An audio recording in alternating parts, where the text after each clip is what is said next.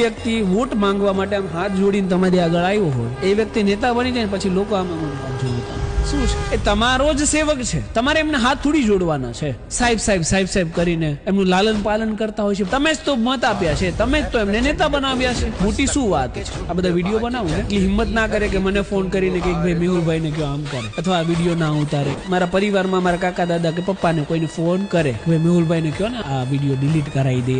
આજ દિન સુધી ક્યારે મેહુલ બોગરાએ બનાવેલો વિડીયો ડિલીટ કર્યો નથી, બરાબર? એટલે તો ઘણીવાર મારા પરિવારમાંથી લોકો એવું કે ભાઈ આ નેતાનો ફોન આવ્યો હતો, આપણે એની હારે સારા સંબંધો રખાય, ક્યારેક આપણે કામ કરવા. જવાબ એ જ હોય છે કે મારે કામ કરવા માટે સારા સંબંધની જરૂર નથી, એમની પાસે કામ કરાવવું ને એ મારો અધિકાર છે, અને એના માટે જ એમને નેતા બનાવવામાં આવ્યા હોય છે. ખાલી રીબીનો કાપવાનું ઉદ્ઘાટન કરવા નહીં. આ એક કન્સેપ્ટ બની ગયો છે કે નેતા એટલે શું? સવારમાં ઉઠીને રીબીનું કાપવા નીકળી જાવ. આ નેતાનું કામ જ નથી. મને તો સાલું એ નથી સમજાતું કે આ નેતાઓને આટલો સમય કેમ મળી જાય છે, રાઈટ? એમના ઉપર તો આખા રાજ્યની જવાબદારીઓ છે, તો ઉદ્ઘાટન કરવાનો સમય ક્યાંથી મળી જાય છે? કમાભાઈ થોડા છીએ આપણે ઉદ્ઘાટન કરવા લઈ જાય કમાભાઈને? આપણે દિવ્યાંગ છે બિચારા, વાંધો નહીં, એમને થોડા ઘણા પૈસા મળે એ કરે, પણ આપણે રાજ્યની જવાબદારી લઈને બેઠા છે. આપણું કામ સવારમાં ઉઠીને એવું જોઈએ કે રાજ્ય માટે મારે શું નવું કરવું છે. અહીંયા આ સુવિધા નથી તો મારી જવાબદારી છે કે હું એ સુવિધા અપાવું. આવા નેતાઓ